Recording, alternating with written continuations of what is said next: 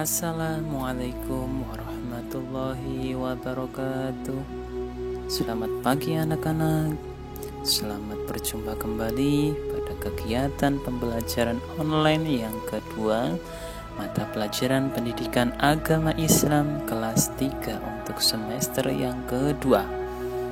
Kemarin sudah melaksanakan kegiatan pembelajaran yang pertama, kita beranjak kepada pembelajaran yang kedua dengan materi memohon pertolongan. Akan tetapi ingat, sebelum kita melanjutkan kegiatan pembelajaran, jangan lupa subscribe, like, dan kemudian tuliskan nama kalian pada kolom komentar di bawah video ini. Terima kasih atas dukungan dan partisipasinya agar supaya channel ini terus berkembang dan terus berkembang untuk membimbing kalian. Sebelum kita melakukan kegiatan pembelajaran pada pagi hari ini, mari kita awali kegiatan ini dengan berdoa terlebih dahulu agar supaya kita mendapatkan ilmu yang bermanfaat, berkah bagi kita semuanya, sehingga dapat kita manfaatkan di dunia maupun di akhirat. Bismillahirrahmanirrahim. Rabbi zidni ilma warzuqni fahma. Amin. Ya, sebelum kita mengawali, setelah kita membaca doa, coba kita ingat-ingat, apakah masih ingat kemarin kita sudah belajar tentang apa? Ya, kita belajar tentang keteladanan Nabi Muhammad SAW,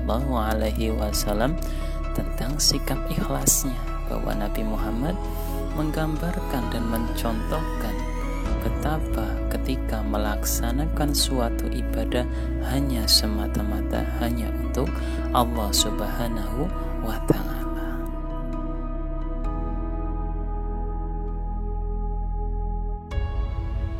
Kemarin juga dijelaskan tentang Nabi Muhammad SAW merupakan suri tauladan bagi seluruh umat Islam. Kita mencontoh hanya kepada Rasulullah SAW.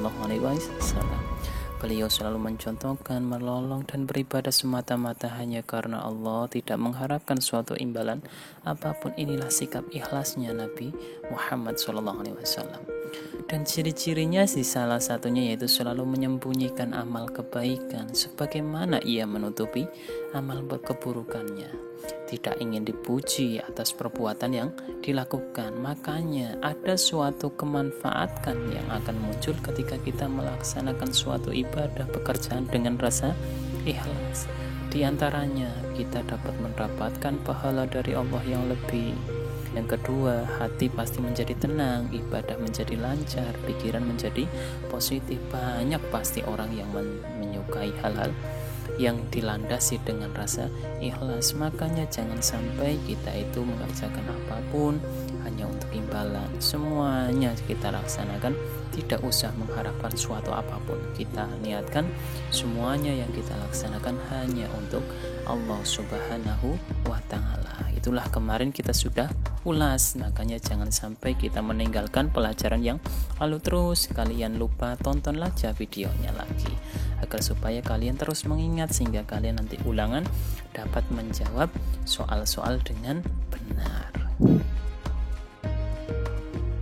Dari sikap Rasulullah SAW yang selalu menolong dan beribadah hanya kepada Allah Subhanahu wa Ta'ala tanpa mengharapkan suatu imbalan apapun. Nah, setelah kita mengetahui keikhlasan Nabi Muhammad SAW benar-benar menolong, dan mari kita akan lanjutkan belajar tentang memohon pertolongan hanya kepada Allah Subhanahu wa Ta'ala. Kita tidak diperbolehkan meminta pertolongan selain kepada Allah. Terus kemudian meminta kepada orang lain tidak apa-apa, tapi ketika orang itu menolong, itu merupakan salah satu dari lantaran Allah menolong kita yakini hal itu. Setelah dari penjelasannya tadi, kita pasti akan bertanya, kenapa sih kita itu harus meminta pertolongan hanya kepada Allah? Memang kenapa? Allah itu siapa? Dan itu.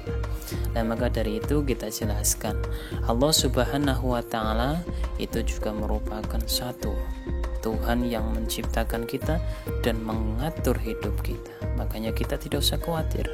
Segala apapun yang kita butuhkan pasti akan diberikan oleh Allah. Walaupun tidak secara langsung Allah memberikan hal tersebut, kebutuhan kita bisa melalui orang tua kita, bisa melalui teman kita.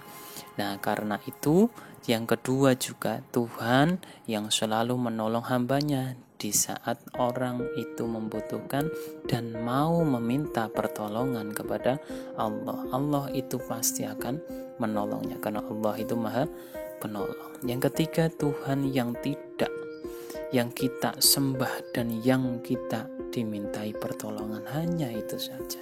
Sehingga Allah itu pasti zat yang pertama yang akan menolong kita melalui dari hal-hal yang ada di sekitar kita. Kita makan, ada hal yang ada di sekitar kita seperti hewan, tumbuhan dan yang lain sebagainya. Dalam surat Al-Fatihah ada suatu ayat yang mencerminkan Allah itu kita menyatakan bahwasanya kita hanya meminta pertolongan hanya kepada Allah.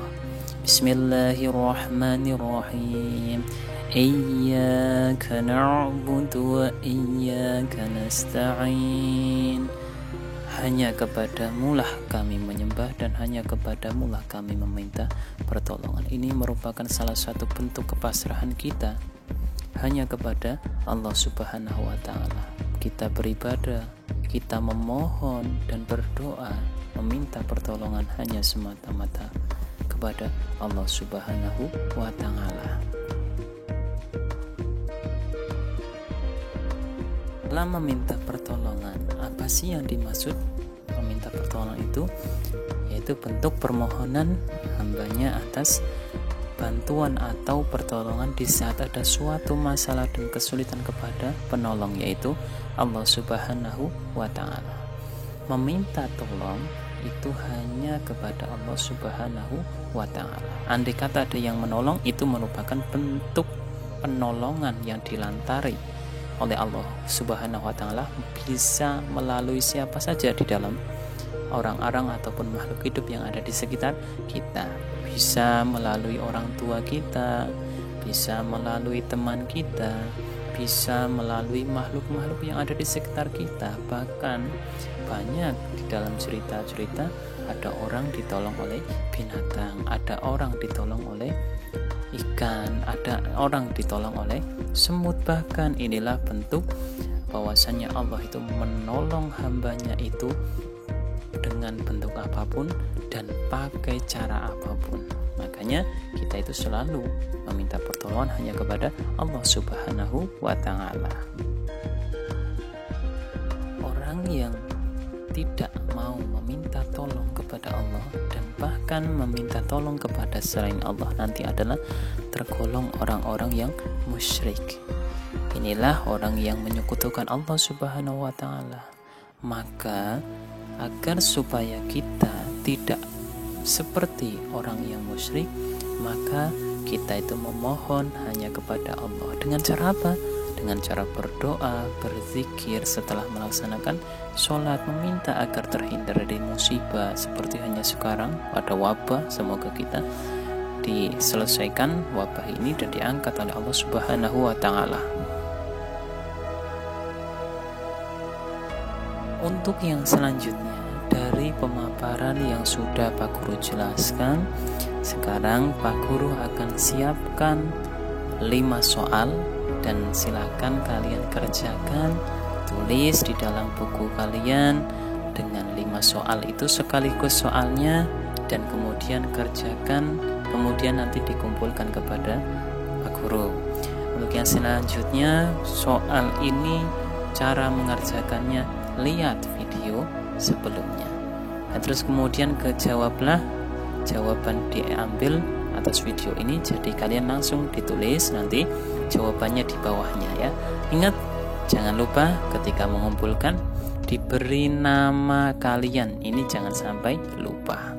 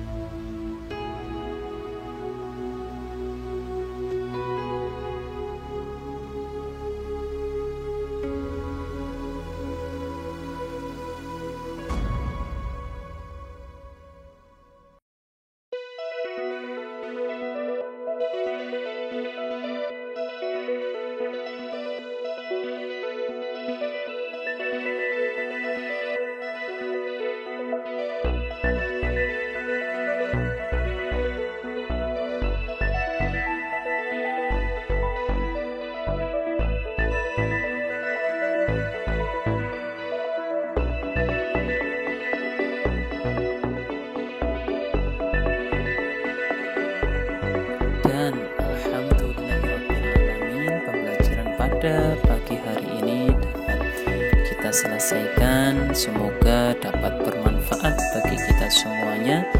Dan apabila dari awal sampai akhir banyak tutur kata dari Pak Guru yang kurang sopan, maka Pak Guru minta maaf yang setulus-tulusnya. Dan mari kita tutup bacaan dengan bacaan hamdalah bersama-sama. Alhamdulillahirabbil alamin. Atas perhatian dari kalian semuanya, Pak Guru ucapkan terima kasih. Akhir kalam. Assalamualaikum warahmatullahi wabarakatuh.